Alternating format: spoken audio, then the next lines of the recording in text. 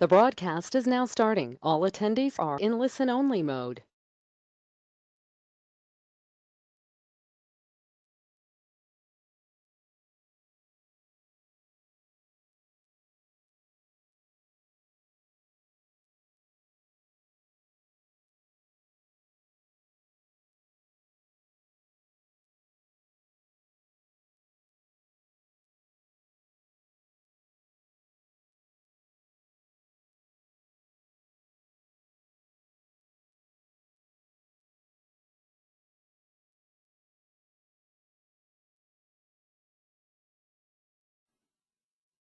Let's try this again. Good afternoon, everybody. My name is Alex, and today we're going to be going over some basics with Millturn and BobCAD here.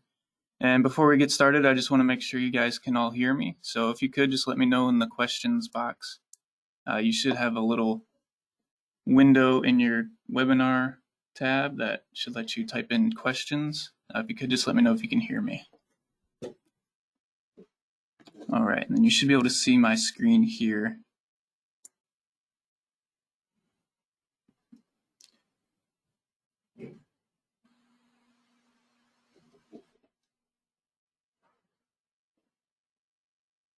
All right, so it looks like some of you guys can hear me.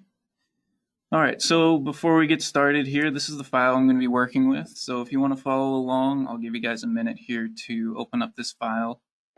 You can find it in your data folder under the C drive or wherever you have BobCAD installed. You'll find your data folder and then whatever version you're following along with. And then in your examples file, you should see this Millturn 1T1S.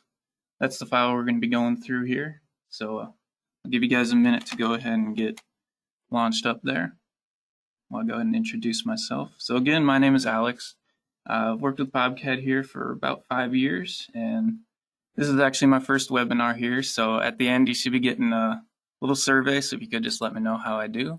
And as we're going through, you can use that questions box to go ahead and ask me any questions, or if you want some more clarification on anything that I'm going through, you can use the questions box. And I'll be able to see any questions that come through, and I'll answer them as I go. So again, if you want to follow along, you can go and open up the file here in your data folder, and it's going to be this Millturn 1T1S. And another thing to note, this webinar will be recorded, so if you need to leave early or if you want to go back to review any of this information, you can access this on the support site. So I'll go ahead and show you guys that now.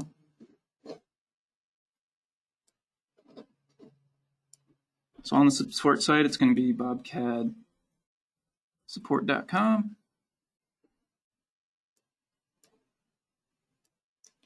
And on this page is where you can get your technical support, where you can find software updates, submit any tickets. There's some knowledge base articles here that can be pretty useful. Just some common issues that have been documented. We have the posting resources. So with Millturn, as we see on the posting page here, you can download posts. However, this is for standard posts. If you need a post for your Millturn, you'll need to submit a post request. So this is on the posting tab. You would go to the post processor creation and you request a new post. And then you would scroll down, and for Millturn, you would submit using a PDF form. So this post processor, this is what's going to convert anything we do in BobCAD, all of your CAM, toolpath, into code that your machine can read. And we want to make sure you have a post processor that works for your controller. So when you come to this page, you're going to scroll down here and you can see post request forms for Millturn. And there's generally two different types of Millturns. You may have a milling head, or it's just a normal turret-based Millturn. You just go and download the form, and you can fill it out here, or print it out and fill it out manually. And you just go through and enter all the information about your machine and the kinematics, so we can get everything simulated correctly in the software. And then it's also important to include this additional info. So this is how we're going to format your post processor. everything from CAN cycles, programming manual, any information that we need about your controller. So before getting started with mill-turn, you have to make sure you do have a mill-turn machine and post. Now on the training page of the support site, you have virtual training events coming up. The event that we're doing right now for mill-turn will be added to this virtual recordings here. You have your training professor videos and then some getting started videos for some basic information on how to use the software. Now, if you wanted some more specific training geared towards what you guys are doing in your shops, we do offer on-site, so we can come to your location, do trainings. We offer in-houses. You guys can come down to Florida and train with us here. Or we can do online, one-on-one trainings like we're doing here, specified to what you are doing. To get those, you would go to BobCAD.CAM, our main page, and then our training tab here is where you can schedule those. And just throw this out here, another resource, we do have a BobCAD forum. So forum.bobcad.com, where you can reach out to other customers using the software, our developers, trainers, tech support. They're all scrolling around on this site, so you can get a lot of good support here on this website as well. So some of that basic information out of the way, let's jump into the software here.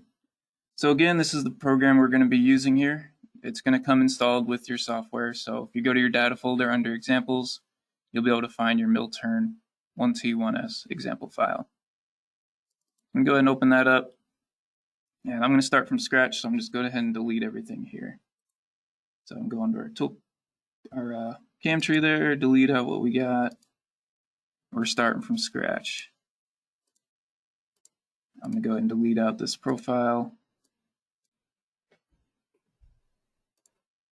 So we're starting from square one. We got a part imported, and this is where we're going to start. So some of the first things you might want to do, personally, I like to have my view set up so when I'm looking at this top view, I can see a side profile. It just makes it easier for programming lathes, and it just makes more sense to me to have it oriented that way. It's up to you if you want to do that, but in order to do that, you would come over to your Utilities tab, and I'm going to rotate the model so that it's lined up with the x-axis here. So I'm going to go ahead and click on Rotate and click on the model. And here we can see our different axes. So you can see I want to rotate this around this green axis. So we're lined up with here. And green is our Y. So I'm going to go ahead and put in here a positive 90 degrees. Here we'll get a preview. So you can see that's what we want. So I'm going to go ahead and click OK. And that's the orientation we're working with now. So now when we go ahead and go to the top view, we got a nice side profile, easy to work with. So the next thing I want to do is get some geometry off of this model that we're going to use later on for lathe turning. So basically I want to get this side profile so that we can easily define that for a lathe operation. So there's two different tools that we can use here, and I'll show you the benefits of each. But the first thing I'm going to do is come over here to the Layers tab. So this is how we're going to organize geometry, separate our solids from our drawings. I'm going to add 2 layers here for each of those 2 profiles. So I'm going to right click in our Layers window and add a new layer. First tool we're going to use is the Section View. So I'm just going to name this layer Section View. And the other tool that we can use is Spun Profile. So I'm going to set up those 2 layers there. And then the green check is the active layer. So the first tool I'm going to use is Section View. So I want my green check on that Section View layer so that whatever geometry I create is going to go to this Section View layer. So Section View, we're creating a profile, 2D lines, arcs. So we're going to come over here to create 2D. And here we can see the Selection View tool right here. Now, I'm not going to be going into any of these other CAD operations too much. We have some other webinars to go over CAD. We're just going to go through what we need for mill turn. So getting started, let's go ahead and use section view here. And here we can see a preview of that section view. So if we were still in that original orientation with the model aligned on the Z, we would use a different section plane. It's going to default to the top, but if we were still in the original orientation, we could pick a side selection plane and extract the edge from there. Our case, we're in our top view, so I'm going to go ahead and use top. We're right on center, so we don't need to add any special rotation or distance here. I'm just going to go ahead and create the wireframe, reset, and cancel. Now we can see it created our profile there. I'll switch back to the top view and hide the solid. So you can click the little eye there next to the layer to hide anything on that layer. So here you can see with the section view, it's just doing exactly that. It's taking a cross section of the model. So we can see here it got the holes and the top of our hex profile here. Now with lathe, we would want to cap this off. And then also, if we look at our geometry here, if we were going to be turning this and we turn down to this edge here, we'd be cutting off these corners. So section view is not the best option for this kind of geometry. It'd be better for more symmetric lathe profiles that don't have any features like this here. So that's where spun profile comes into play. So we're going to use spun profile and get another profile here. So I'm going to go ahead and switch over to our spun profile layer. So that's the one that we're going to create geometry on, and just hide our section view. Spun profile is in the same area, create 2D. Spun profile, you're going to select the model. So I'm just going to drag a window. So left click and drag over the solid model. And it's just going to spin this around an axis. In this case, we're spinning along X. If we're in that original orientation, we would choose spin along Y, but we are now around X.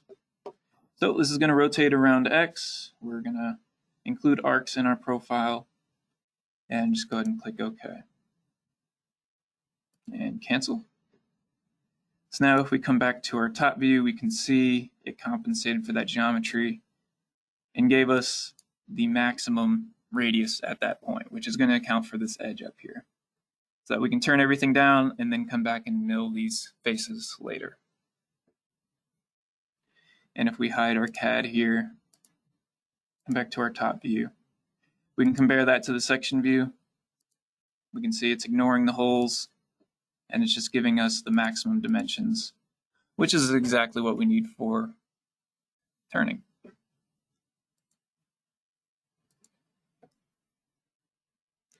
So now that we have CAD set up, I'm just going to go ahead and save this here as we're going. And does anybody have any questions about this CAD side? As far as creating geometry, reorienting our part? If not, we can go ahead and move into CAM.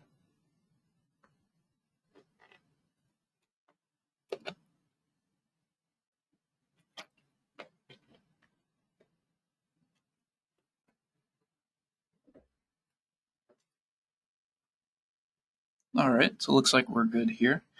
So if you're following along in a different software, so if you're using the plugin for SolidWorks or the plugin for Rhino, I'm going to be doing everything from the CAM tree because this is going to be constant across all versions.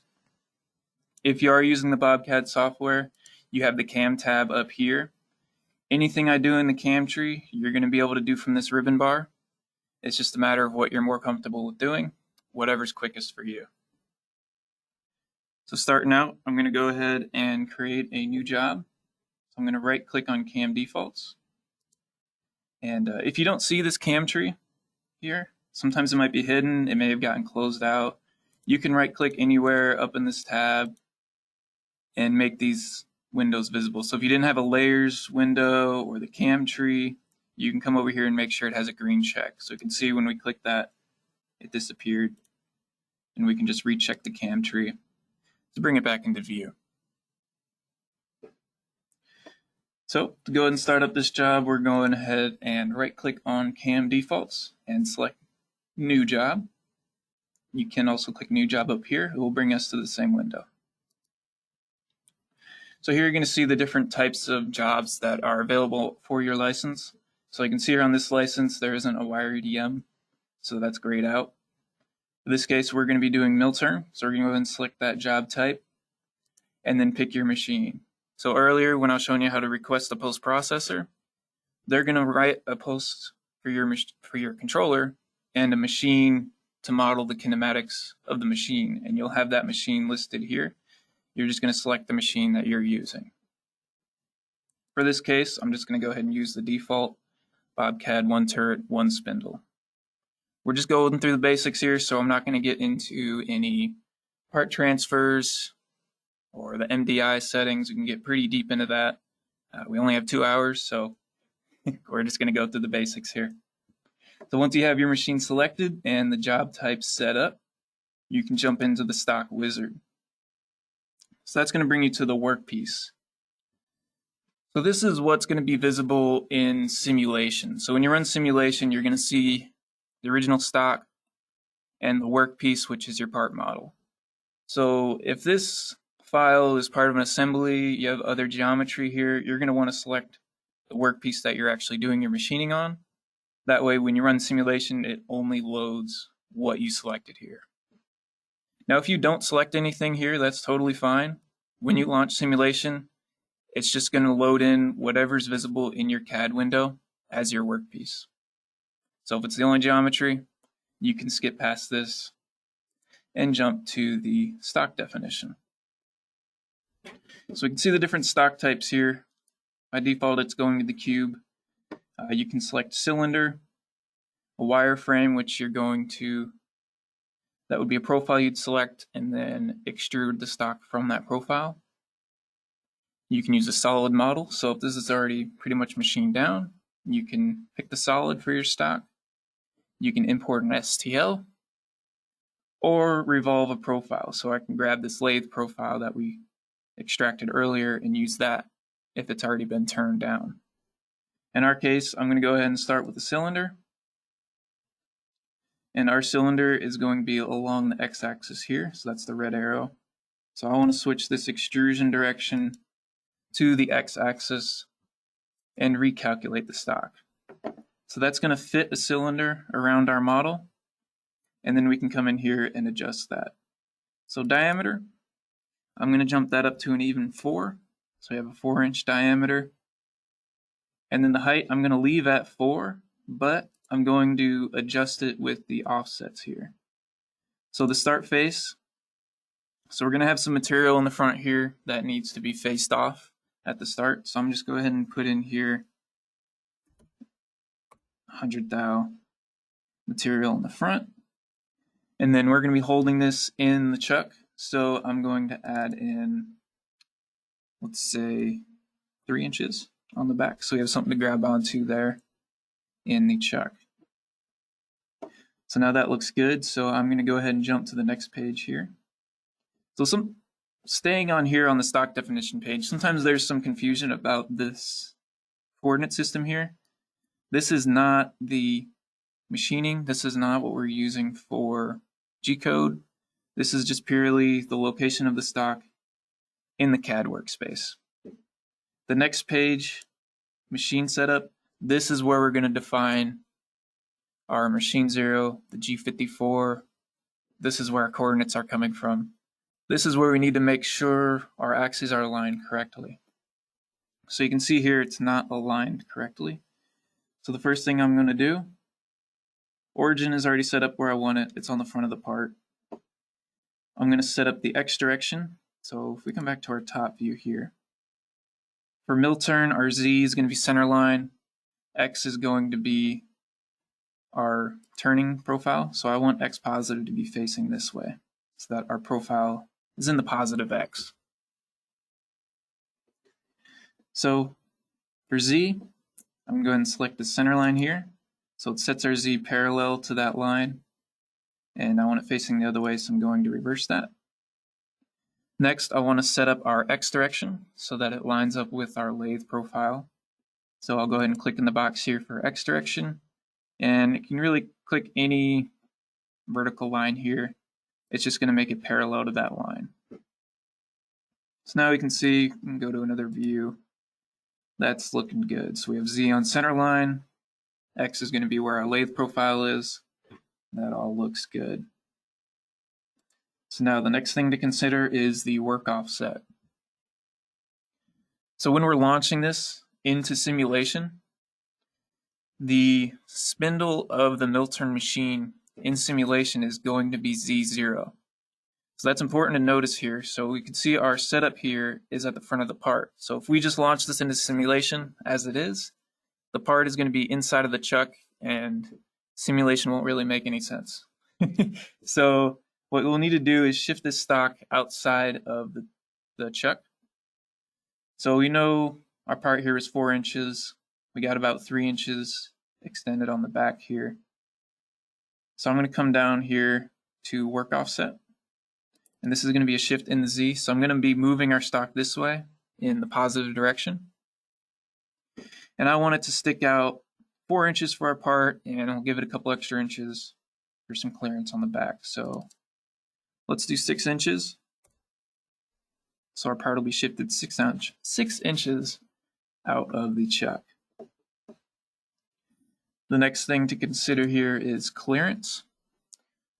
So when you're running in between features, when you're going from one turning operation to another, it's going to be going to a clearance plane. So you can set that plane on the face, the diameter, as well as the internal diameter if you had a bore running through this stock.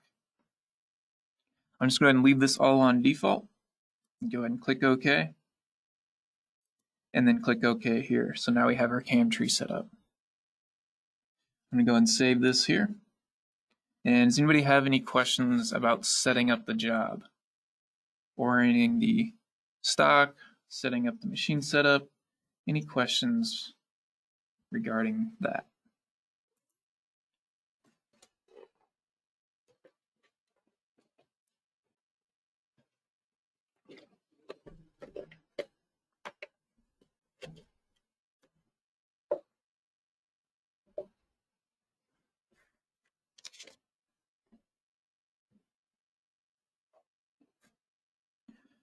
All right, so if we don't have any questions, we can go ahead and get started. We'll go ahead and start machining up this part. And just to show you here, so now that we have a mill turn job here, in BobCAD, you're going to have the mill turn tab here. So similar to the CAM tab, anything that we do in here, you're going to also be able to do up here. So adding any features, you can do that from here.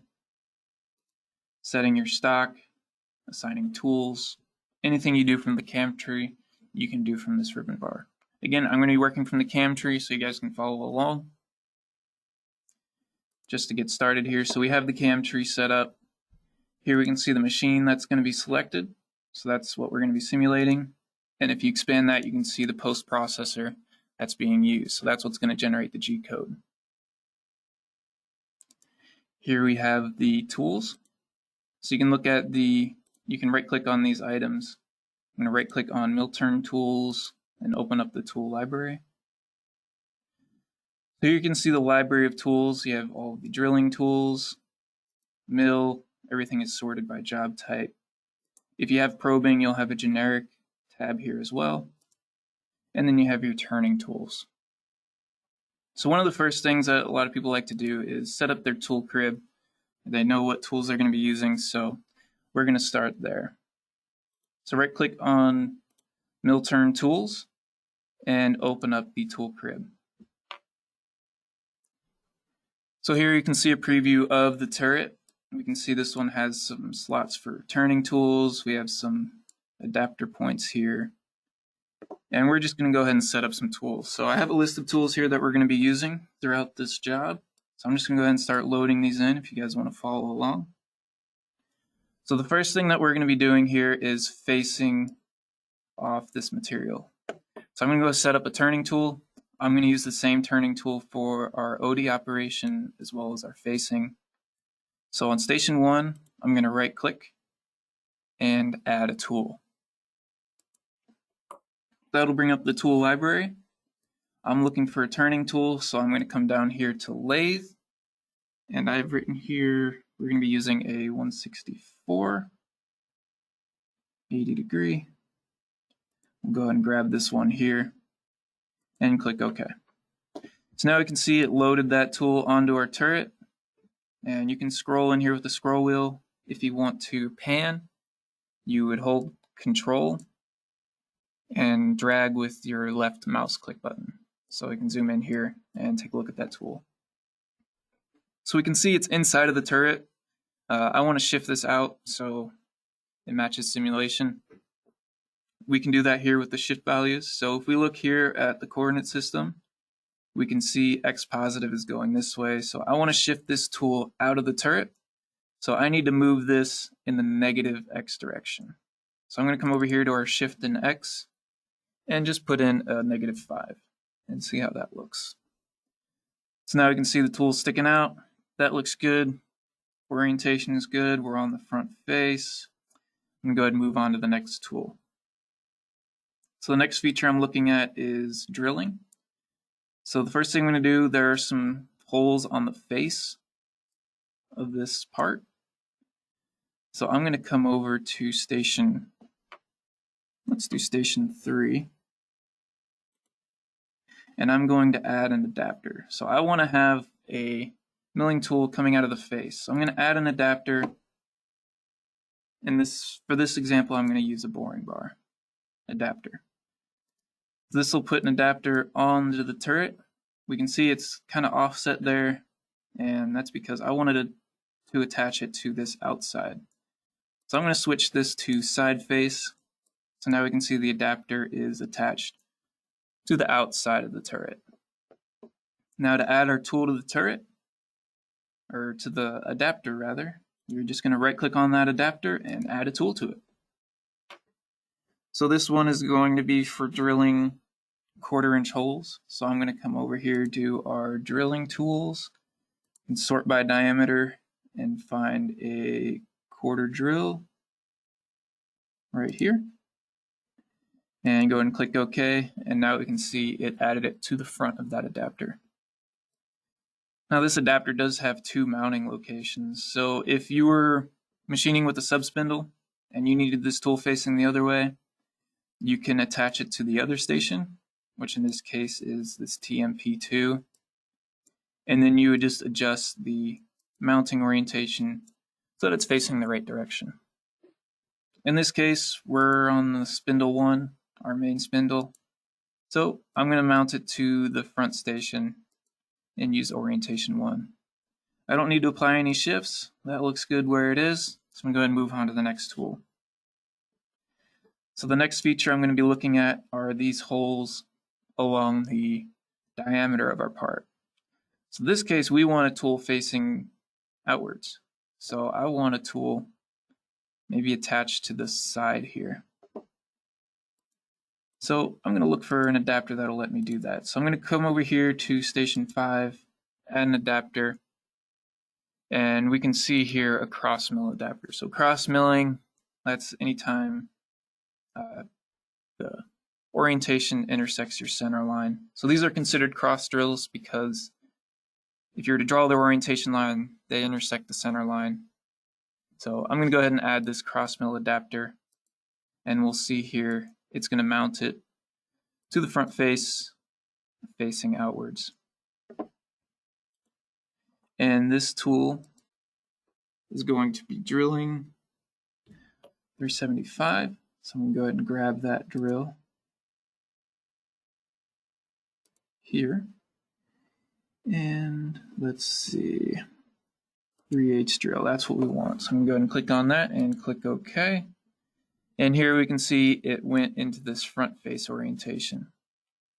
So we want to be facing outwards, so we're going to pick this orientation 2. So now we're facing outwards and we can drill these holes. So that looks good. Moving on to the milling. So we have a hex pattern on the front of this that we're going to need to mill with end mill. So we want to have another end mill facing the front here. So for that, we're going to go ahead and add another adapter. For this one, let's go ahead and use station. I don't want to use station 6 because it's a little too close to this tool, so I'm going to come over here. One of these other stations. Let's look at station 8. So I'm going to add an adapter. In this case, we're milling on the face. So I'm going to go ahead and select that adapter. And that looks like a good position. If you wanted to just move it to another location, you can drag these. So if I wanted to jump over to this station, you can just click and drag it over to that station pretty easily there. So I'm going to add our end mill to that.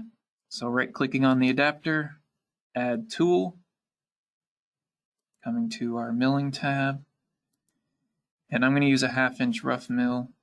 So sort by diameter, let's scroll down here, and here we got a 1/2 inch flat end mill. So I'm going to go ahead and load that in. Now we have our tool there, ready to machine on the face. Now the last piece of geometry on this model that we're going to be cutting here is the groove. So I want to make sure we get a grooving tool added on here. So let's go ahead and jump over to, I'm just going to use station, let's use station 11. So I'm going to add a tool. In this case, I'm going to be adding a grooving tool. And I've written here an 1/8 inch grooving tool. So if you want to modify this tool, you can expand this and take a look at the holder. So that's not what I want to do. Our groove is on the OD, so I want to switch over here to the OD groove. That looks better.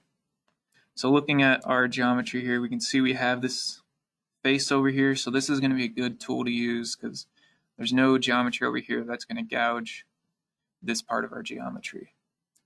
If you wanted to change the holder, you can edit that here and switch to something like this with a little bit longer stick out. This one I'm going to stick with the one that we have here. Go ahead and click OK. And again, I'm going to shift it out of the turret.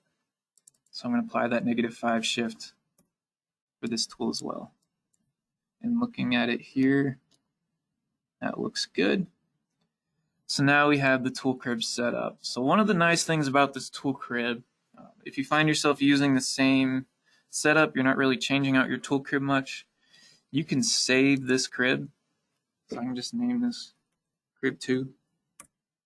And that's going to save all these adapters, all the tools you have loaded in here. So if you're to start up a new job from scratch, you can load in that crib you've already set up and save you a bunch of time. So now that we have our turret set up, I'm just going to go ahead and click OK, and we can get to tool pathing. Does anybody have any questions about setting up the tools and using the tool crib? Mounting adapters, assigning tools, shifting the tools. Any questions on that?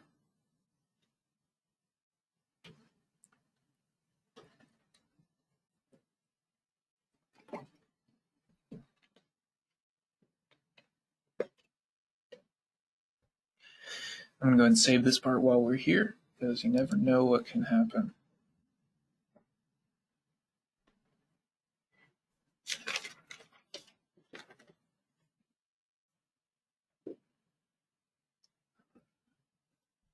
All right, so we don't have any questions here. I'm going to go ahead and move forward. So now looking at the CAM tree here we have the workpiece we defined and the stock. So I don't like having the stock here, it kind of gets in the way. I usually just have it blanked, and you can just click on the stock when you want to view it. If you like having the stock there, you can also adjust the transparency. So you can right click on the stock and make it transparent so that you can just see a ghost of the stock and it's not getting in your way. If you expand the stock, you can select a material. So the materials in BobCAD are going to set up some recommended chip loads for milling. It's not going to be used for lathe. So if I want to use, say, an aluminum 6061, I can go and select that here. And if I modify the material, you don't have to go in this deep, but this is just kind of where these cutting conditions are going to be applied to. And it's going to change with the type of insert that you pick, the material of your insert. And you can also tweak these values here to better fit your machine, because it's not always going to be exact. You know, different machines have different capabilities, so these numbers won't always be perfect. They're just kind of give you a starting point, getting you an idea of where you need to go, and then you'll kind of see what works for you. So I'm going to go ahead and pick up this aluminum here, 6061, and go and click OK, and we can see that change right here.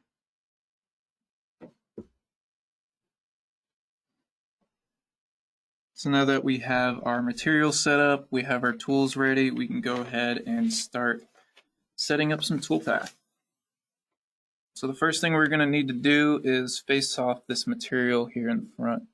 So we left a little bit of material here so we can machine down to 0. So starting from here in our machine setup, I'm going to right click on here and see our turning features here. I'm facing off the front here, so I'm going to come over here to our lathe end face. So that's the feature that we want to use.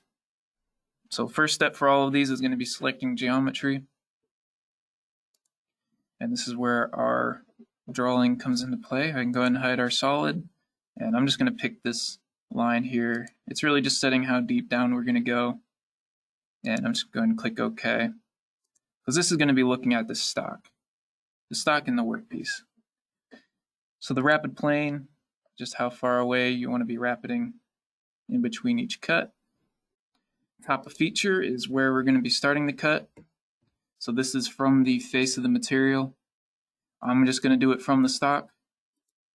You can add your own custom here. So if you didn't have any stock here, you might want to do custom and just apply however much material you need to remove. So go ahead and do from stock. Here you can apply extensions. So if you want to come past center line, you can go ahead and add that distance in here. And if you want to extend out past the diameter, you can apply that extension here as well. Another thing on this page is the region. So this is going to be the direction of your cut. So whether you're starting from the diameter, working to the center, or your region 2, you're starting from the center working out. And that's going to also define where the start extension is and the end extension. So I'm going to be region 1, starting at the diameter, going down to the center. I want to go past center a little bit, so I'm going to add a little extension onto the end, 100th. So now we got our feature set up. We can go ahead and define the features that we want to use to machine this. For this one, I'm just going to do one facing rough operation. I'm only using one tool, so I'm not going to use a finish cut here. So I'm going to do rough and go ahead and click next. Now posting, this is important here. So you have CAN cycles or separate moves. So CAN cycles is always going to be shorter. It's just going to post out your profile and then a CAN cycle line to define how it's going to be machined. And there is some customization in these tabs here that can't be defined in a CAN cycle. And for those cases, you would want to use separate moves. And I'll go ahead and show you those as we go through here. So I'm going to stay on separate moves so that I can show you those different options. So next thing we're going to do is come over here to our tool. So we already have our tool crib set up. So we can see it, grab tool 1. We want to look at the holder. That's the right orientation. That's the tool we want to use. If you saw a negative value in here, that means that the tool is not mounted to the turret. So if that's the case, you would want to go into your tool crib and either select an existing tool here or add a tool to a station, or also the negative tool that it assigns is going to show up in this loose section. You can just click and drag these tools wherever you want them to be. So you can just drag it onto a station. In my case, I'm going to be using this turning tool here. So I'm going to go ahead and click OK. and that gives us the tool that we want to use. So feeds and speeds here, I'm going to use constant surface speed. So that's going to define a maximum RPM, as well as a surface footage across the insert, and a feed rate that you want the tool to move. And it's going to vary.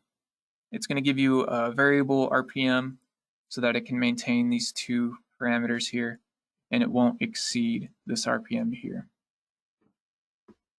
So as you're getting to center line, it doesn't try to go to infinity. It'll cut out whatever your maximum RPM is. So moving on to the next page here, we have patterns. So this is how we're going to rough out this face. So you have standard.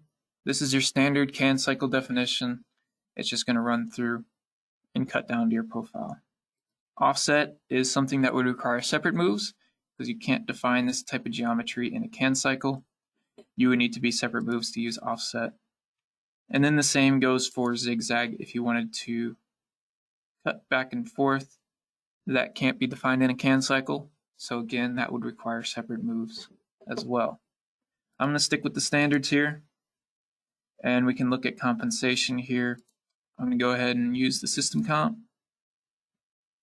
I'm machining on the front face here. There's not really any geometry, so I'm not too worried about the holder colliding with anything. So I'm just going to ignore collision detection. We don't really need it on this side. If you wanted to use machine comp G41, G42, this is where you would define that. For this scenario, I'm just going to go ahead and use system compensation and let the software compensate for the tool. Jumping to the next page here, parameters. This is where you're defining your depth of cut and the allowance. For this case, I'm only running one operation. I'm only running one facing operation. I don't have a finish operation. So I want to make sure this allowance is set to 0. So we're getting to our final dimensions with this feature. Here you have your depth of cut. If you wanted to use a finish operation, but go ahead and do a final rough pass, you can apply an allowance for a rough pass. I'm not doing that, so I'm going to uncheck that. Leave our finish allowance at 0. We're on the face. I'm not really too worried about overlaps. This is a straight line, so corner types aren't going to apply here. And the bounds, we'll come back to these settings with the OD operations. We'll get into more detail with these later. So jumping to the next page, this is our rapids. So this is how you're going to be entering and exiting the operation. So generally I leave this on default, but if you want to customize how you're approaching the part, you can customize that here. And there's a lot of different options in here, so I'm not going to go too much into detail here. We'll go ahead and jump on to our leads. So this is how we're going to be leading into each cut of our operation. So I'm going to lead in parallel and lead out perpendicular. That's perfect. That's exactly what I want to do. And you can set the length of that lead here. You can also come off parallel, horizontal, vertical, or custom angle you can apply here. In this case, leading in parallel, lead out perpendicular, that works for me. So jumping on to advanced feed rates. So this is where you can customize your lead feeds as well as your rapid moves. If you want to slow down on your rapid moves, you can assign a feed rate for them here. We don't need to, I'm not going to be messing with anything in here. And then every feature is going to have an MDI. I won't go too much into detail here either. You can do just about anything with an MDI. Generally, it's used for part transfers, but it can be adapted to quite a bit.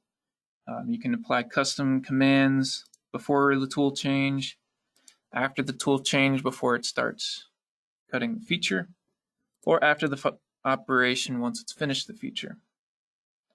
So I'm not going to do anything with MDIs, so I'm just going to go ahead and compute that toolpath here, and we can see our facing operation get computed there.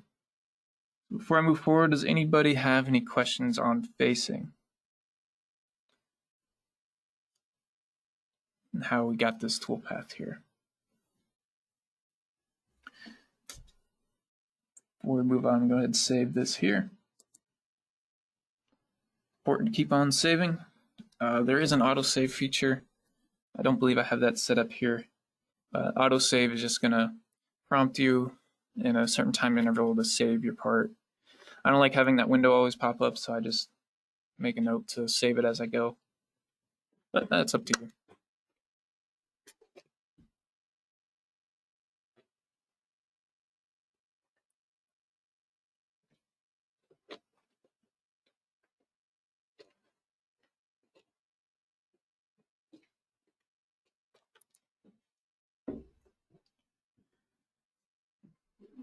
All right. So if we don't have any questions on facing, I'm going to go ahead and jump into our turning operation. So with the turning, I'm going to be using the same tool. I'm going to go ahead and turn down this profile to here, to this line. I'm not going to turn out this section here. I'm just going to turn out to this line and extend a little bit past that line. So to start that, I'm going to right click on machine setup like we did for the face, come down to the turning feature, and I'm going to be turning the OD. I'm going to go ahead and select lathe turning. So again, we're prompted with this select geometry window. So I'm going to go ahead and select geometry. Now I want to pick this entire chain, but I don't want to click every single line. So this is where you would be chain selecting. So if you're not familiar with the chain select, what you do is you click the start of your chain, hold shift and click the end of the chain, and it'll select all the entities in between. So where you're clicking that first line is important, and where you're clicking that last line is important. So the first line of this chain is this vertical line here. So our chain direction you can think of is going in this direction. So I want to click this half of the line. So I want to be past the midpoint in the direction that the chain is going to be going. So my first left click is right here near the end of that line. And then I'm going to hold shift and click the second half. So this is going to be the end of our chain of this line here. So holding shift and clicking that portion of the line is going to select all the entities in between in that direction. So that looks good. That's what I want to turn down. I'm going to go ahead and click OK. Coming to the next page, we have the feature page. So this time we have a couple more options here. So here we can set the feature type. Ours is OD, but if you need to ID some cuts, you can pick ID. You can turn the face geometry or the back face. In this case, we're doing OD. And then you have the region option here as well, whether you're on the front or the back. And that's just going to define the direction. So I'm going to machine from the back, pulling out. So I'm going to be region 1. Undercuts. This is going to cap over any undercuts. So we can see here, primary undercut is an undercut on the primary axis. So this, in this case, is our center line. That's our primary axis. So when we check this box, it's going to ignore any undercuts along that plane and just create a flat line straight over it. Same with secondary. We're now looking at the secondary axis or our x-axis, and it's going to ignore undercuts in that plane. I'm going to go ahead and uncheck those and come down here to constraints. So I'm going to cut from stock. So this is just going to look at our max stop and cut down to our geometry from there. Another option is from geometry. So that would cut from this top of our geometry, everything down from there. So it's just looking at the highest point of the geometry and sets that for the top. And then custom is going to be distance from that geometry that you can define manually. So like I said, for this case, I'm going to do from stock. And like I said, I want this to extend back a little bit. So I'm going to apply an extension here to the start. And I'm going to extend 1/2 inch. Get a good bit of clearance back there. And move forward to machining strategy. So with this operation, I'm going to do a rough and a finish. So I'm going to pick the rough and finish strategy here. If you wanted to add multiple spring passes with your finish cut, you can add as many finish passes as you want. You can just click in the available operations and click the arrow to add it to your current operations. I'm just doing the one rough and the one finish, so that's what we're going to cut it down to. Posting, again, I'm going to look at separate moves. And then for the tool, we can see pick tool 1, that's what we want to use. Constant surface speed, that's good. And we can just check our orientation, perfect.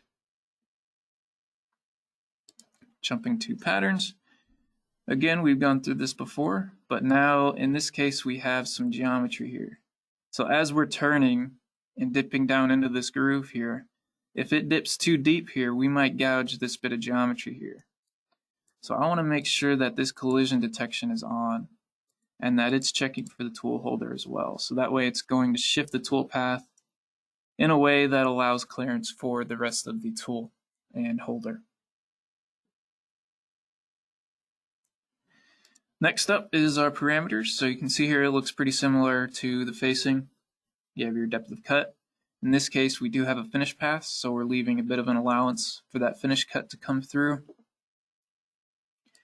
Here is overlaps. So if you wanted to not do an overlap on the rough cut and just do stair step it through, get straight cuts on there, and then come back with a finish, you can do that. Or you can overlap and have it merge that a little bit better and apply custom overlap if you want. I'm just going to do two previous cut, and then down here you can see a chip break option. So this is one of the newer features. I think in 33 is when we introduced this.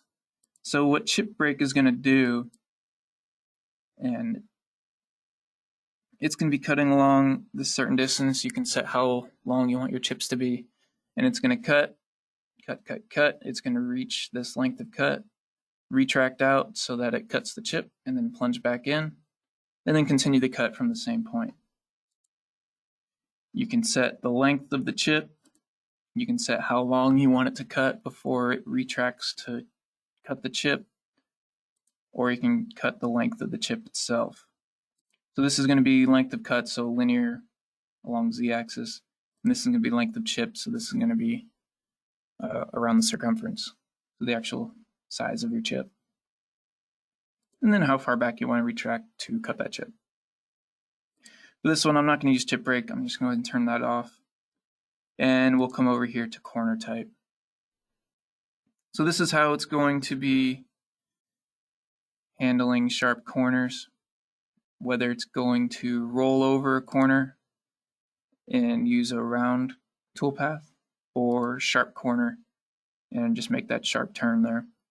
This one's going to give us less G-code, so I'm going to use sharp. Round is going to give us an extra arc move in the post, which isn't going to hurt things, but I'm going to keep it short. I'm going to go ahead and go with sharp. Trim to stock. So this is going to be used. This is not available in CAN cycle. As you can see here, it's adjusting how the roughing pass is handled. Normally, CAN cycle is going to define this, but if you do trim to stock, a CAN cycle will not be able to define that. So this is one of the features that you would need to be in separate moves for. So it's just going to look at the stock that we defined. So if we use something like the lathe profile to define our stock, it's not a perfect cylinder. This is going to trim out any air cuts from that geometry. And also, I'll show you here, we can also create a custom stock here that it can trim to. For now, I'm going to turn that off. We have some pretty simple stock. I'm not too worried about that. So I'm going to jump ahead to rapids. Again, it's just how you're approaching the part. Don't need to do anything there. And now we have leads. So leading in, I'm going to come in parallel. I want to lead out at an angle. Actually, I want to lead out at an angle, so I come off of the back face, because we're going to be turning this back and we're going to be left with a vertical wall here. So I don't want to come straight up and drive across that face. I want to come out at an angle. So I'm going to go ahead and leave this at angle. So So you can click this button here, apply to all operations, and what that's going to do is take the lead settings you defined here and apply it to any other operations in the strategy. So moving forward, advanced feed rates, not doing anything there. MDI, again, we're not doing anything here. So we can move forward to the finish. So you can see here, it automatically picks a finish tool. I want to use the same tool, and you can see here that it added a new tool to our crib that's not mounted. So you can see the -1 appearing here that we mentioned earlier. So I want to come to the tool crib and pick the tool that we already have set up in the crib. So go ahead and click on tool crib and grab this tool up here. Now if I wanted to use this tool, I could just drag it onto a station and apply the shift, get it oriented where I want, but I'm going to be using the same tool, so I'm not going to use that one. So go ahead and select our tool on station 1. And we are using constant surface speed. So we can go ahead and move forward. So with patterns here, so finish. So these are some more options that aren't available with CAN cycles. So alternate. So this is a custom kind of way of cutting the finish pass. So you can see here it's going to move into the chuck for our diameter cuts and towards the center line for our vertical cuts. If you wanted to specify specific feed rates for your verticals and horizontal cuts, you can have one finish run your facing and define feed rates for that, and have a second feature running your diameters and have a separate feed rate for that. For this case, I'm just going to keep it simple. We're going to do continuous, so it's just going to do it all through in one cut. Again, system compensation, we want to make sure we're using this collision detection so we're not going too deep into these grooves here and gouging the material. Continuing to parameters, so same stuff we went over here before. This is our finish pass, so we don't want to have any allowance here. We're going to final geometry. Corner type, I'm just going to keep that on round. You can apply a chip break if you want to, and you can trim it to the stock if you want. I'm not going to trim to stock or use a chip break, so I'm going to go ahead and move forward to rapids. I'm going to leave these on defaults. Leads we already set up in the previous operation. And then advanced feed rates and MDI, we're not doing anything here. So we can go ahead and compute this tool path. So now we can see our tool path here created. So I'm going to go ahead and save this here before we move on. And does anybody have any questions so far on the turning operation? Setting up roughing passes, CAN cycles, separate moves, finish passes. Any questions at all on that?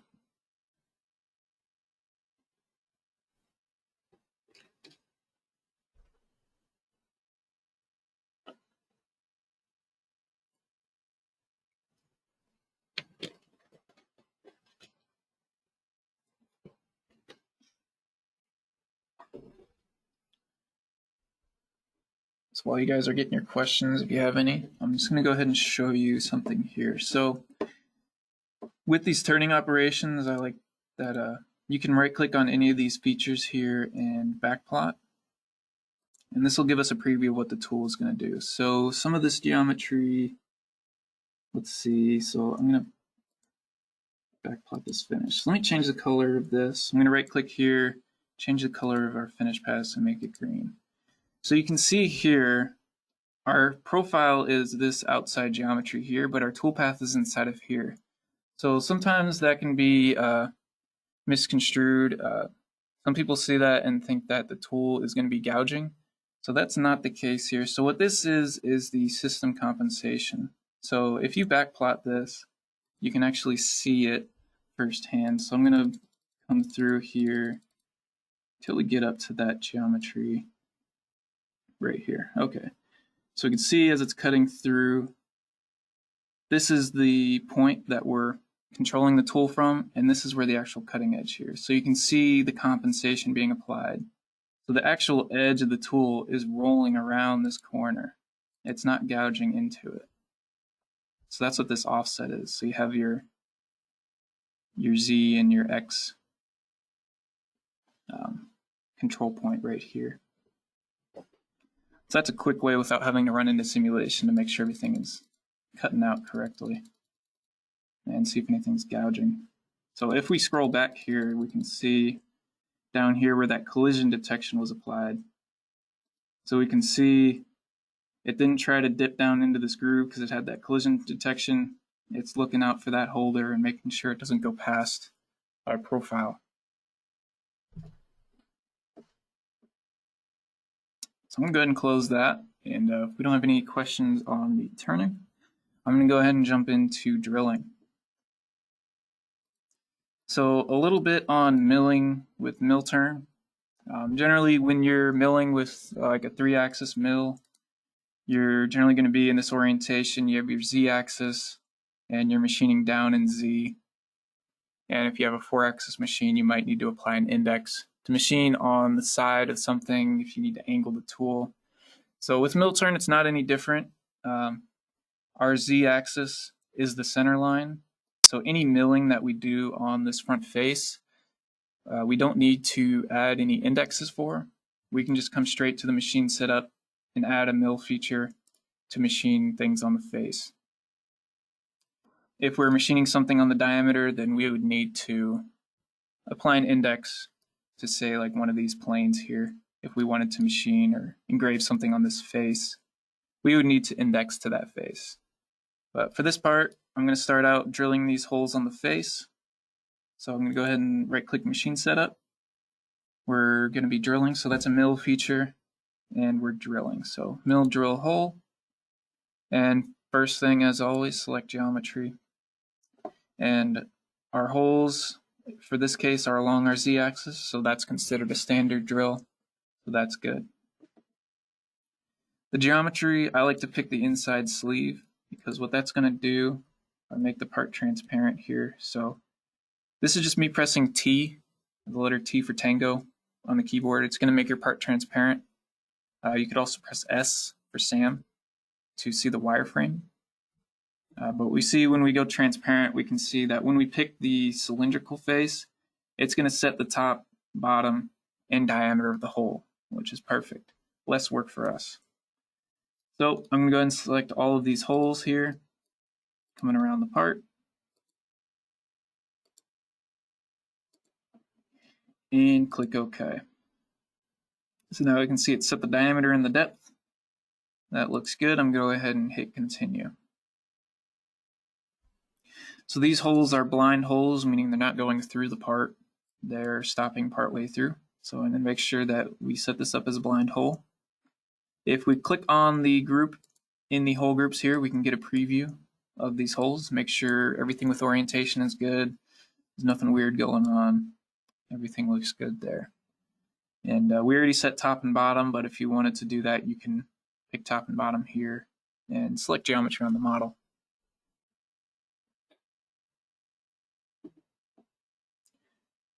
So moving forward, we have machining strategy. In this case, I just want to drill a hole. I don't want to center drill, so I'm going to go ahead and hit this X here to delete that from our current operations so that we're just running a drilling operation. And go ahead and click next. Machining sequence, I'm not too concerned with this. This is going to be more for milling. Posting. So with this setup here, so when I'm drilling this, I want to drill this first hole, retract, and I want the part to rotate and drill back in the same location and just keep drilling with the part rotating around. I don't want the drill to be moving around. So that's going to be longhand mode. If you do auto Y-axis mode, if you don't have Y travel in your machine, it's going to post the same way that longhand is. If you do have Y travel on the machine and you pick Y-axis mode, it's going to move in Y and X to drill these holes as opposed to rotating the workpiece. So I like to use longhand mode. So next page is multi-axis posting page. You don't need to do anything here. Generally, you're never really going to have to touch this page.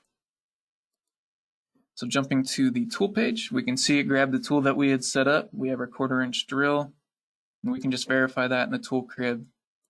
It is facing the face of our model. That's the tool that we want to use. So I'm just going to click OK there. And you can set up your feeds and speeds. So here it grabbed our material library here and give us a recommended SFM with an RPM. And of course, you can come in here and tweak this if you need to. So coming to the next page for parameters. So there's 2 depth values here. Sometimes this can be a little bit confusing. The drill itself, we can see has a point angle to it. So the section of the drill that's a 1/4" is only going down to here, whereas the tip of the tool is going to go all the way down to here. So that's on this parameters page what this effective depth is. So effective depth is how far down we need this corner of the drill to move.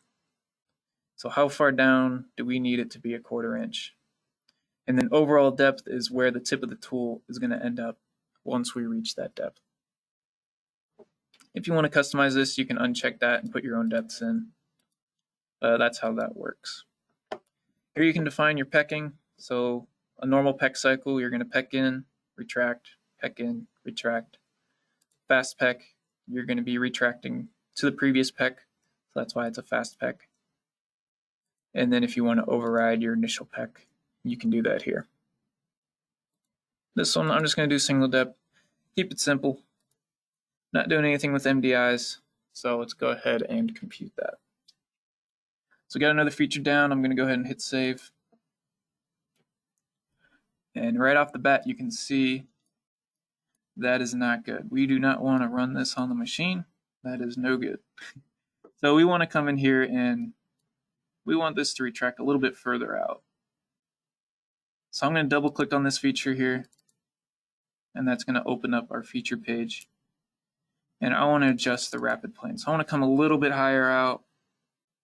Let's say, I think 3/4 inch is good. So I'm going to recompute that. And we can see our rapid plane is moving out. So I'm going to come up here and blank everything so it's not in our way. So that's just hitting the eyeball here on the machine setup. Just going to hide everything in the setup. I'm going to hide our stock and just look at this drill feature that we're talking about. So now we can see our rapid planes here. This is our clearance plane up here. And that looks good. That's exactly what we want. So does anybody have any questions on drilling? Or drilling on the front face, setting up drilling tools, defining pecs? Any questions on that?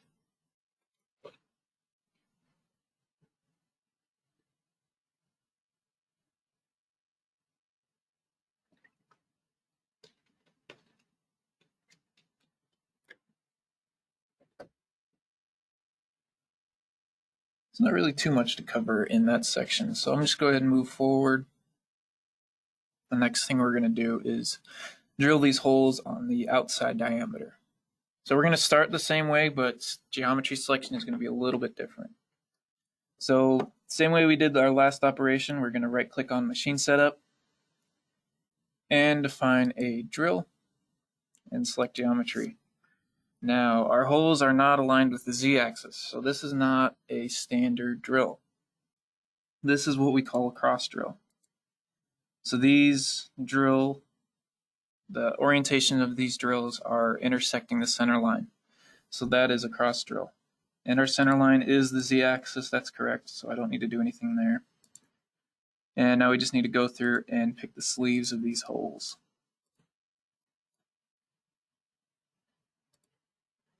And I'm just using the middle mouse button here to drag, rotate, if you're not familiar with that.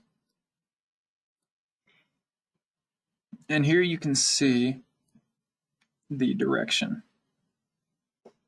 So we can see the top, the bottom, and this arrow showing which direction the drill is going to go. If we switch this to ID, we can see it would end up going the other way. We don't want to do that, so I'm just going to uncheck that. And that's how we're going to be drilling that. So I'm going to go ahead and click OK.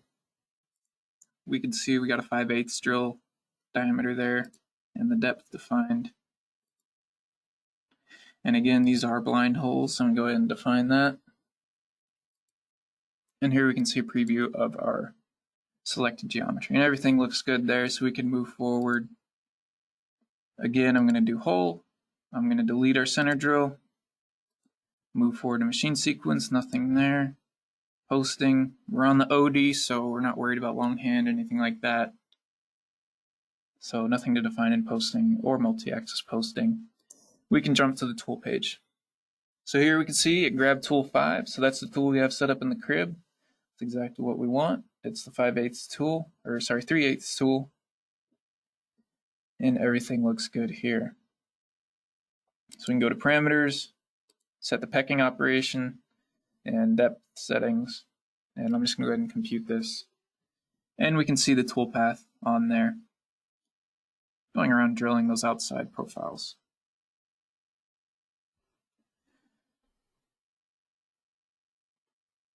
All right, so the next thing I'm going to do is mill out this profile here on the face.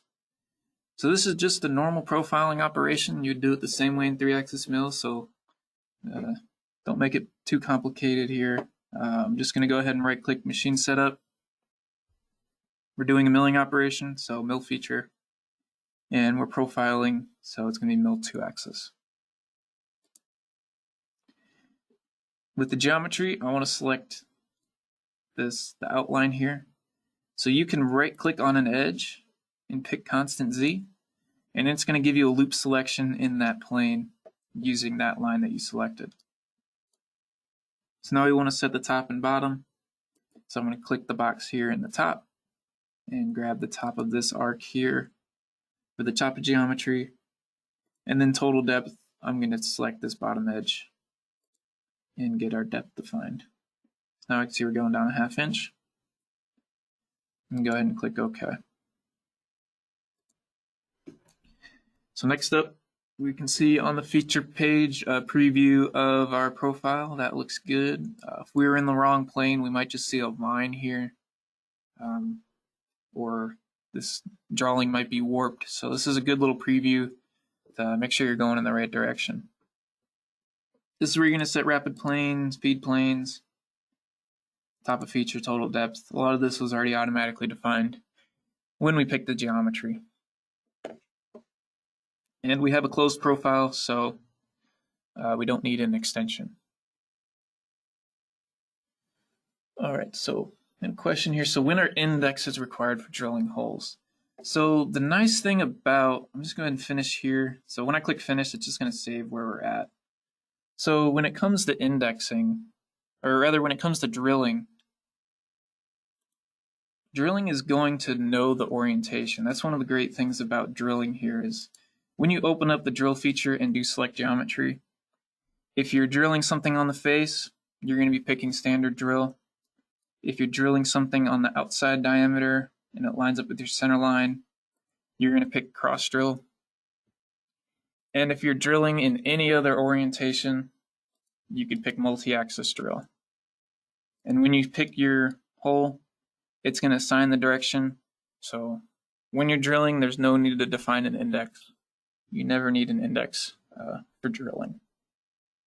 And if you pick a hole and it's going the wrong way, you can reverse it here as well. So yeah, no need for indexing with drilling. It's a very straightforward feature to use.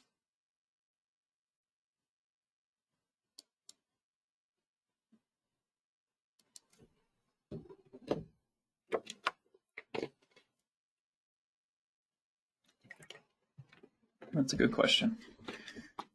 All right, so let's come back into the profile here. Now, if I were, so on the topic of indexing, if I wanted to machine something on this outside face, if I wanted to use any of these milling operations and it's not on the face, then you would need to define an index for that operation. For our case, we're machining on the face, so there's no need for an index. So let's jump back into this feature here. I'm just going to double click that. And we have our feature page set up, strategy. So for this one, I'm just going to do a single roughing operation. And I'm going to delete this profile finish. So we're just left with the profile rough. So posting tab here, same as drilling. I just want the tool to move in X and have the part rotate in C. So that's going to be longhand. So I want to make sure I pick that option here. If you have the ability to move in Y, you can pick Y-axis mode if you want. And if your machine or if your controller is capable of polar interpolation, you can pick that option as well. I'm just going to go ahead and use longhand. Here we can come to the tooling page. So we can see it grab tool 8. That's our 1/2" end mill that we set up earlier. It's exactly what we want. And come over here to patterns. So there's 3 different options. Standard is just going to do the one pass around the profile. Contour ramping, we're machining down this way in Z, so it would start closer here to the face and basically follow that profile, spiraling down to our final depth, creating one final pass at the final depth. Side roughing is going to do the opposite. It's going to come from the diameter and work its way into the profile. For this one, I'm going to use standard. I'm going to let the system comp left. If you wanted to use G41, G42, you would set that here. If you do use this, just make sure you have a lead applied that the compensation can be applied in. So something in the plane that you're machining in that's bigger than the radius of the tool, just so that G41, G42 gets posted. For this one, I'm not using machine comp. I'm just going to use system comp. And we can move forward to parameters. So again, I'm only going to use this one profile operation. I'm not using a finish pass, so I want to make sure we're going to final geometry, 0 allowance. And set up multiple depths. I'm going to say 1/8 inch, so you get 4 cuts. You can do even depths if you want. It's going to offset the cut from the final depth, 1/4 inch up. Define depths is going to make sure your first cut is 1/8 of an inch and offset that down until it's close to the final depth, and then do whatever the final depth is if it's less than 1/8 of an inch. For this, I'm going to do even depths, multiple steps. We got 4 cuts. If you want to zigzag, you can do that here. And minimize retracts. It just prevents it from retracting all the way out for each cut. So I'm going to leave that checked. We're only doing one profile, so we're not linking in between anything. And I'm going to move forward to leads. So here, if you're coming into some pretty deep material, you can peck as you're plunging into the material before you lead into the cut. Or you can ramp down into your profile.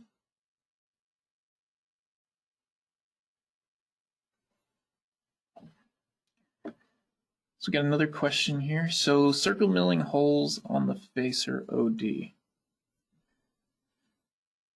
So indexing, for mill turn, if you're doing anything on the face, you don't need to index. If you're milling something on the outside, you're going to need to index. If it's something wrapped around the cylinder, so for example, this circle here. So if I wanted to, for whatever reason, engrave this circle, you can see it's going to require some Z-axis rotation as it's cutting that geometry. That's when we would use wrapping groups. I'm not going to get too in deep into that, but wrapping groups is going to be for profiles wrapped around a cylinder.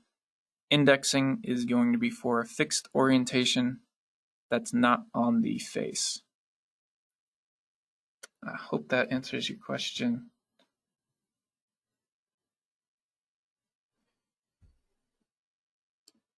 But yeah, for this operation, same thing. If we were to, for whatever reason, engrave this circle, there's no index required.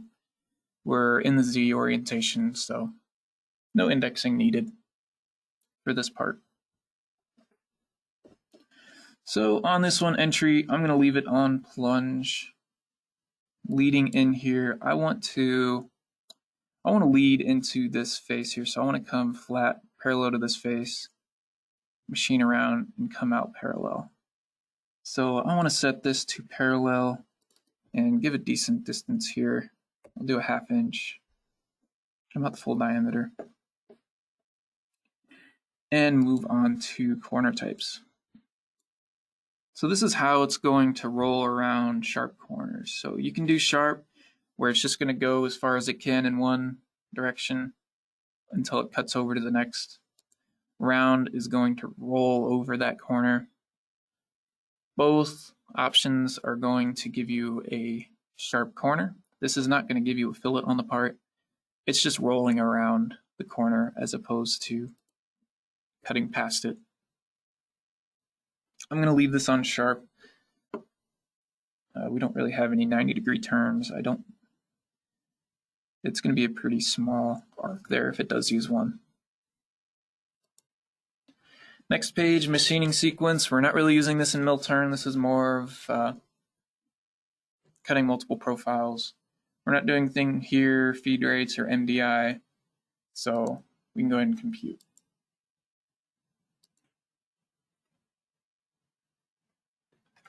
One thing I will point out, on this advanced feed rates page, there is an option for corner slowdown. I don't really see that used on mill turn too much, but if you're coming into an arc, you want to slow down, you can do that here. I'll just go ahead and compute this, and we can see some toolpath here, but it looks like it's on the wrong side. So we want to flip this direction. We want it to come on the outside. So in order to do that, we can see default change start. So I'm going to go ahead and right click on this and reverse the direction, and then right click on the feature and then recompute the toolpath. So now we can see it flip to the outside, and that's where we want it. So just for an example here, let's say it started here in the center. So let me compute that. So I wanted to start on this corner here, but it started in the center of the line. If you want to just move the start point, you can right click on this default change start, modify, and then click near. You don't even have to click on the edge. You can just click near the profile, near the corner that you want it to start at, and just click OK and recompute the toolpath. And we can see it moved our start point to that corner. That's exactly what we want.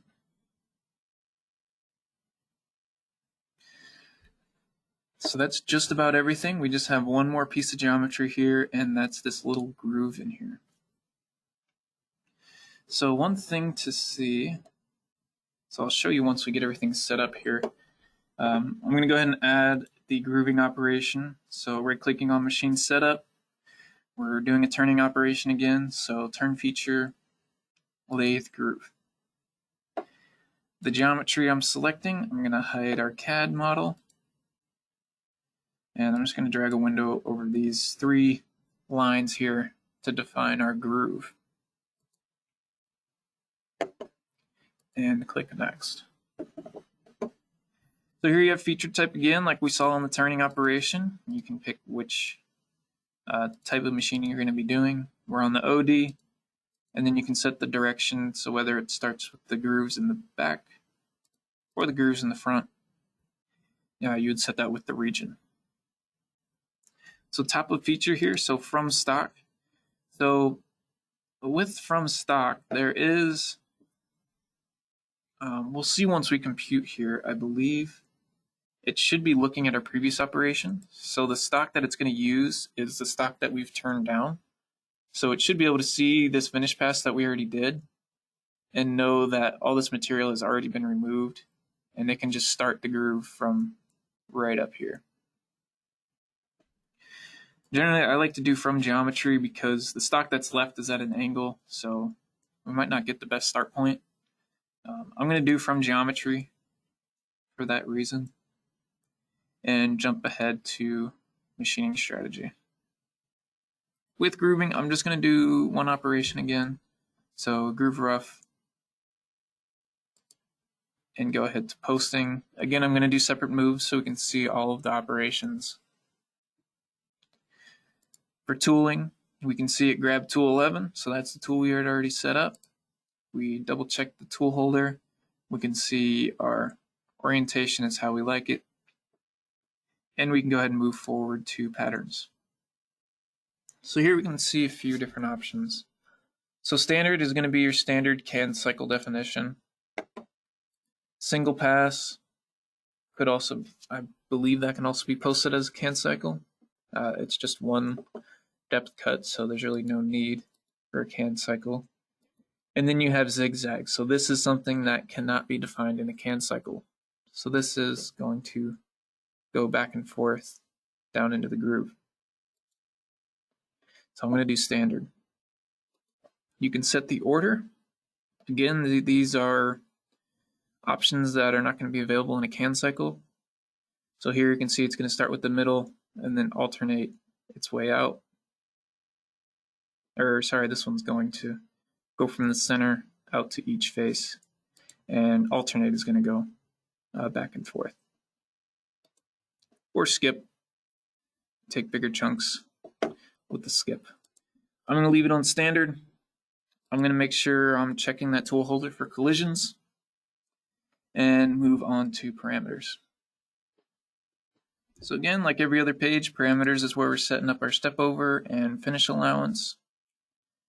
I'm only doing one operation, so I want to use a rough allowance here, but I don't want to leave a finish allowance. So there's two different ways of doing this finish. So this is, if I didn't apply a rough allowance, these are the options we would have for a groove finish operation. I'm just doing it in this one feature for simplicity. We can see you have an option to force down cut. So it's going to start from the outside and go into the center. Or you can do basic finish where it does it all in one sweep. That's the one that I'm going to pick. You can set up multiple depths if you need to, and the depth of cut for each pass. So this depth of cut is along the Z direction, and then if you pick multiple depths, step over. Step over is going to be your Z-axis step over, and then depth of cut is going to be your X-axis step. We're only doing one groove, so these other options don't really apply as far as how we're going to sort through all of these cuts. You do have the option to peck as it's going down into the groove. And then you have the option here as well to trim to stock. So again, that's not a CAD cycle. That would be a separate move. So going through here, I think we have everything good where we want it. Move on to rapids. Again, leave that as default. Leads are stuck on parallel because of the type of groove. We're just pecking in and out. We're not going to have any lead outs in the Z direction. Everything is going to be parallel. Same feed rate options. MDI, we're not doing anything. So let's compute that.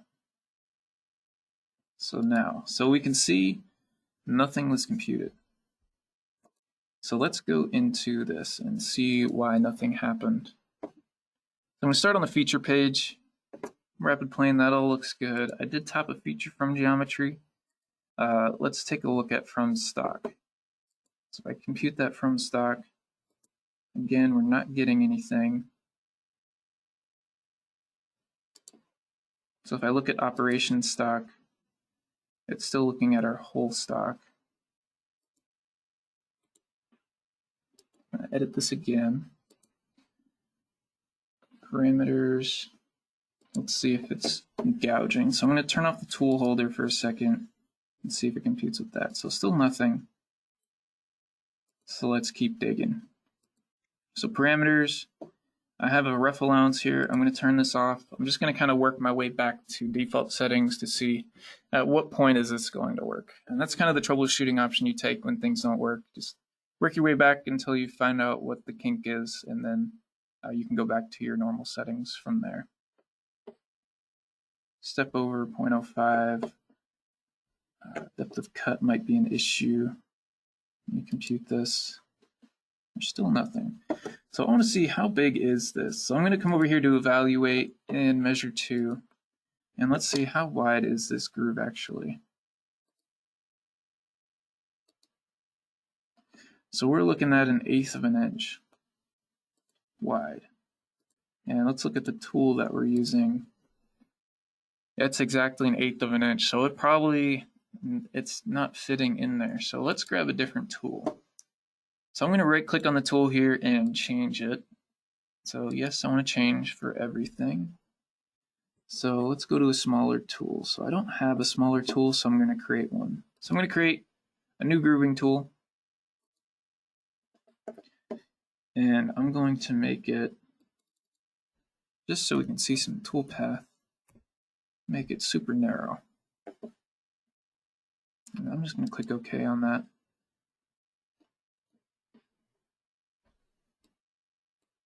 And you can see the grooving tool there. So let's click OK and compute that. And now we can see the tool fits in there, and it gives us some toolpath we can work with. So let's go ahead and backplot this. So let's see, where did this toolpath go? Make sure everything is still good. So here it's pretty hard to see, so I'm going to change this to shaded. So really tiny. Yeah, it's having a difficult time simulating that small of a width. But this is just for an example. Obviously, you're not going to be machining with something this tiny. But yeah, that's good there. And let's move on. So do we have any questions on grooving? We kind of ran into a little bit of a hiccup here. I'm going to go ahead and save where we're at here. Does anybody have any questions on grooving?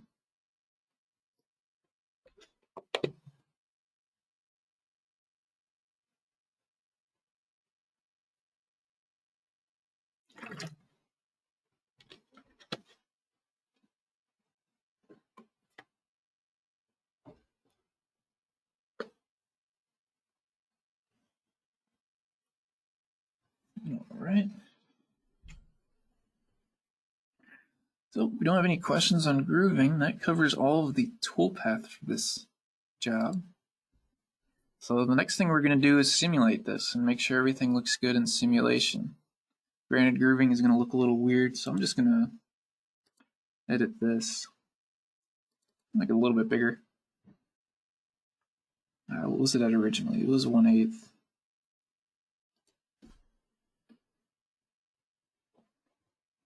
So I'm going to change this tool to width.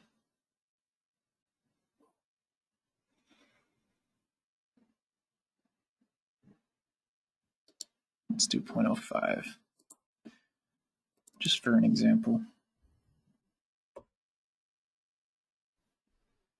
And then my depth of cut, I'm going to make that 2.5, just so that it looks good.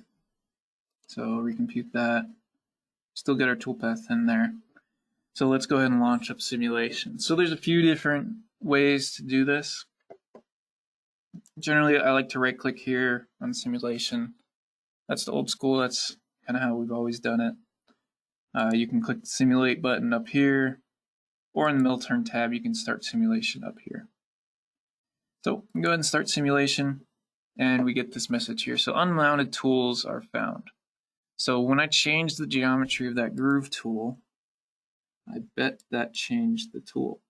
Yeah, so here's the original tool, that 156, and this is the tool that we made. So I'm just going to drag this up. It doesn't really matter where. Let's move it to that station, and I'm going to shift it out like we did for the other tools. That looks good. So go ahead and click OK and launch simulation again, and we should be cleared of that error. So that's a pretty common error that we get if you modify a tool, but forget to add that new modified tool to the tool crib, it'll be unmounted. So here we can see the machine in simulation. So again, in the beginning when we went through requesting a post for your machine, if you have machine models, we can apply those to your post request so you can have your machine simulated in here. We can see our turret and our part held in the chuck, and we can see it's sticking out the distance that we want it to be sticking out. So here we have our speed control. I'm going to slow that down a little bit when we start. You have a few different views here. Right now I'm in machine view. If that's too much, you can just go to the workpiece view. If your computer doesn't have that great RAM or graphics card, you might want to switch to a workpiece view so you're not simulating so much geometry. But if that's not a problem, then go ahead and use the machine view. So some of these tabs over here, I like to look at statistics tabs. So this is going to tell us where the tool is. It's going to give you the current feed rates that it's running, the RPM.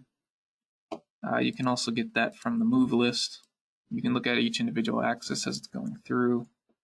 And I'm just going to go ahead and start running through this and see if we notice anything that we want to change. So it's a little fast, so I'm going to slow that down here. And our toolpath is in the way, so I'm going to come over here to visibility and turn off that toolpath. And let's watch that go through. So that looks good for a turn. So here we got tool flute with stock. So I'm cutting stock, so I want that to happen. So this was likely, I believe on a retract, a rapid move was skimming a face. So we got this error. I'll just go ahead and skip past it. And we can see it finish through that last profile. So you can see now we're drilling this. Okay, so here we might want to change this. So we can see when we're drilling the holes first, it's going through all this material up here. And we don't really need to be doing that and wearing down the tool like that. So we might want to come back and change this up. So we machine the hex first. So that's one thing to change. So let's go ahead and continue. Here we got the drilling on the outside. That all looks good. And then the groove, or sorry, no, the hex operation is now going to come through. And we can see that's good. It's rotating while just moving an X. So that's our longhand move. Let's go ahead and speed this up a little bit. As it's finishing around. Now it's going to come in with the groove and cut our groove. So this looks great. We just need to change a little bit of the order of the way things are going. So the easiest way to do that is by changing the machining order. So up in this tab you have machining order up here, or from the CAM tree you can right click on the job and adjust the machining order. So I want to make sure that we mill out this hex before drilling these holes. So I'm going to go ahead and select this rough and go ahead and use this arrow to move it above the drilling operations. And I think that should be good. So I'm going to go ahead and click OK. And then just to verify, we can run through simulation to make sure that took effect.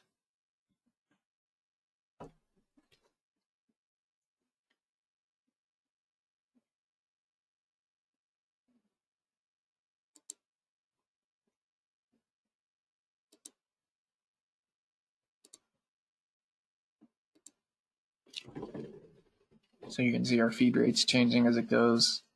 And as it's doing the turning, you can see the RPM. We already went past it, but you'd be able to see the constant surface speed adjusting the RPM here too. It's pretty cool. I'm going to turn off the visibility here again with the toolpath. So there, yeah. So now we can see it's machining out that hex first before going in and drilling the holes. A bit more efficient order of operations there. So that looks good. That looks like just what we want for our final part. So a few things we can look at here. So deviation. So this is going to be used more in milling. This will just tell us if we gouged anywhere. Really, none of these features should be gouging, but when we refresh it here, it's just going to put a color map over the model as far as how far off the model is. And right now it's this dark red, so it's 0. Between 0 and 1. I'm not so sure that that actually works with lathe, but it's there. I'll show you again here. So if we restart this and come to, I'm going to go to our move list here and jump to the finish turning. So I can double click on that and it'll jump through the operations to the finish operation. And I want to look at statistics. So here we can see the spindle speed. We can see it's using constant speed. And as it's running through here,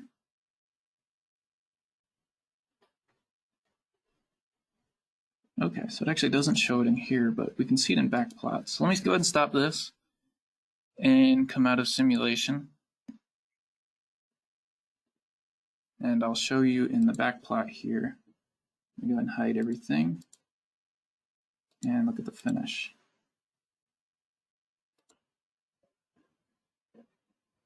So no, sorry. So that's actually handled in posting. We're not going to see that. So if I right click on that and post it, we can see where that max spindle speed is being applied. And then the minimum down here. Yeah, so once you have everything machined, everything looks good in simulation. Yeah, do you guys have any questions? I'm going to go ahead and save this where we're at. And do you have any questions on the simulation? Or we just went over the milling there as well. So do you have any questions on that? I'll go ahead and pause here for a minute.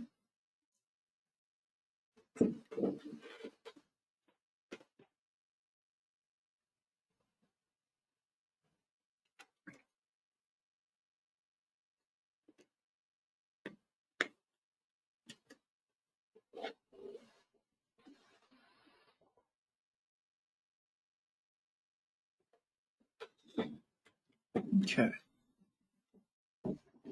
So on to the next stage. So simulation looks good. All the tool pathing is done.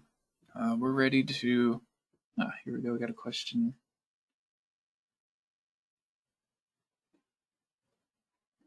Stop. Okay, so for side 2 operations, so I'm assuming you're talking about, so when we're using 2 spindles. So in this case, we only have 1 spindle. So if we were to go ahead and grab this with a second spindle and machine this next side, you want to know how to set up the stock for the second operation. So as we're running through this, it's not doing it now, but anyways, so I'll go ahead and run simulation again here.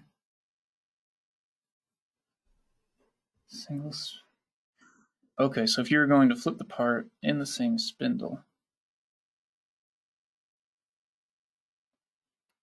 Okay, so generally you would want to, so with one job you can only have 1 stock set up. So the question is, how do you set up the stock if you're going to flip the part? You're going to need to set up a second job so that you can define a second stock. And I'll show you how you get that stock here. So if we just run through this, I'm just going to skim forward to the end. And just hit run. Speed that up. All right. So we went through our first setup and we're left with this stock. So when we flip this in the model, we want to take this stock into our second operation. So you can export the stock. So you can save, export, and save the stock material. And what that's going to do, it's going to save the stock as an STL. so that when you come in and set up a new job and define the stock for that new job, you can choose STL here, and then you would browse and find the stock that you saved. I'm not sure what folder I saved it to, but this is where you would define that. So you can take a stock from a previous job and load it into your next job if you wanted to flip it.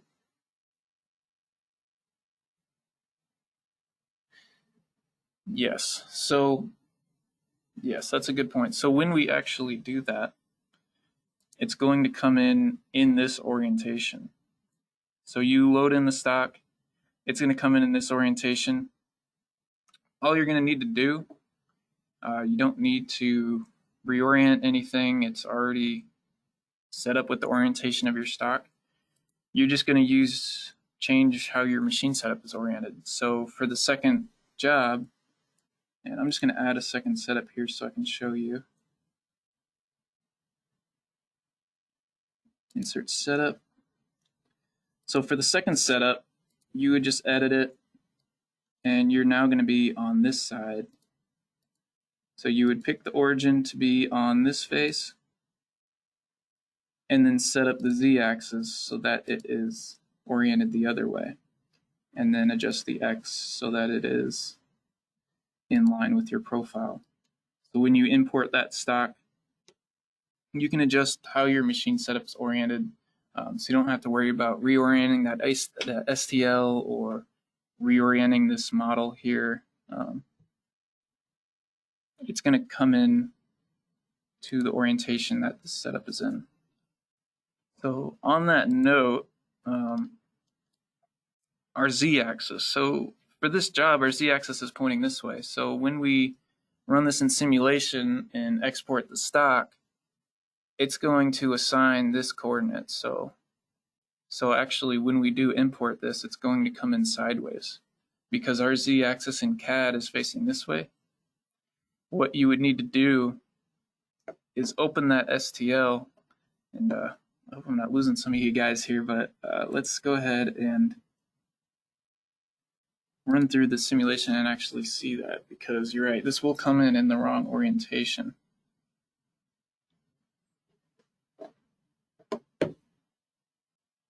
So I'm going to skim forward to the end. Make sure all the geometry is modeled out. So go ahead and export the stock material. I'm going to save that. We'll call that op1 and save. So now we're going to need to do some adjusting to that STL. So if I were to just merge that in here, we can see where that STL is. So if we come over here to File, Merge, and then I'm going to switch the file type here to STL and merge that op1. So you can see it merged it sideways. So it's basically taking this machine setup and making that the CAD setup for this STL. So we would want to rotate this around so that it lines up with our material. So to do that, we're going to do the same way we oriented the part in the beginning. We're going to come over here to Utilities, and I'm going to save this before we do anything because some of these STLs can have a lot of surfaces and don't want to mess anything up here. So I'm going to go ahead and rotate, click on that STL, and we're going to rotate 90. So now it's lined up with our part, and it's right on top of the part. So I'm going to also add a new layer here. So I'm going to right click in layers. I'm going to add a stock layer. And then I'm going to click on this STL, right click, and then modify it to the stock layer.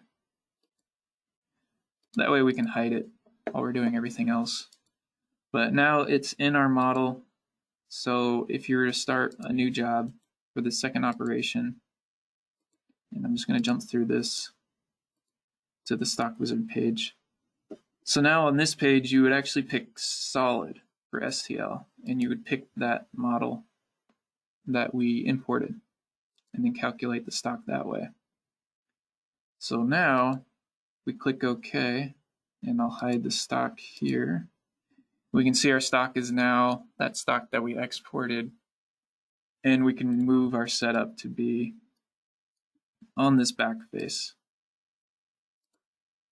and get everything oriented that way.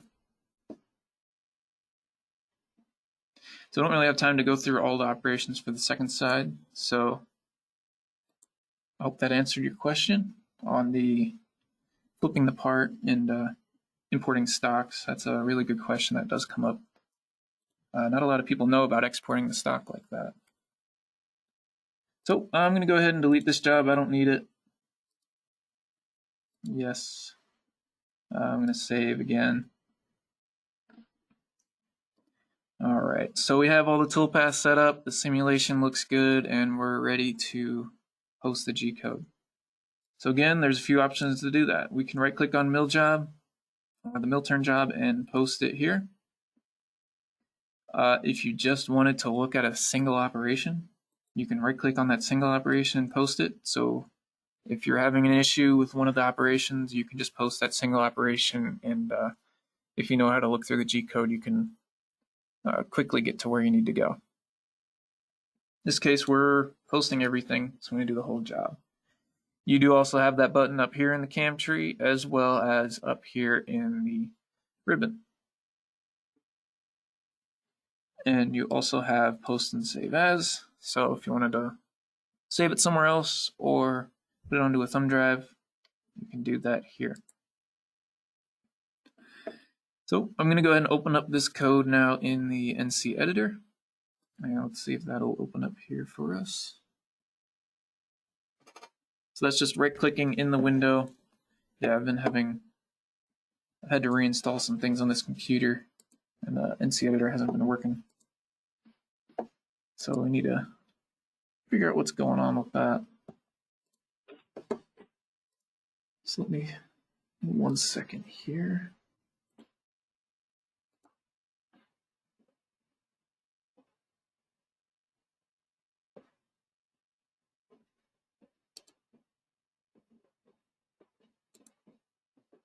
Okay, I'm not sure what's going on with the NC editor there, but that's going to open up an editor so you can go ahead and basically it's just the text editor. You can come in here and make some manual changes in here, and it'll also color code the G code. So your line numbers will be one color, G codes will be a color, X coordinates will be a color.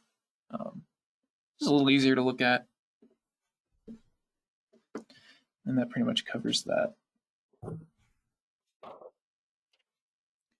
So I think that's pretty much everything for mill turn. So I'm going to go ahead and keep this webinar going here for maybe about 5 minutes or so. If you guys want to catch up, if you have any questions, I'm going to be sitting here watching the queue. So if you have any questions, go ahead and pop in, and we can spend the next few minutes just going over some questions. And again, this will be recorded, so you can go to BobCAD-support.com and find the recording here probably in the next few days. I'm not too sure how long that'll take. This is actually my first webinar, so you're going to get a survey after that, so I'd love for you guys to fill out that survey, let me know how I did, and see what we can do to improve. So, yep, I'm just go ahead and leave it quiet here now, and go ahead and ask any questions. If you have any questions, I'll be here to answer. We got about 5 minutes here, so we'll go ahead and wait here.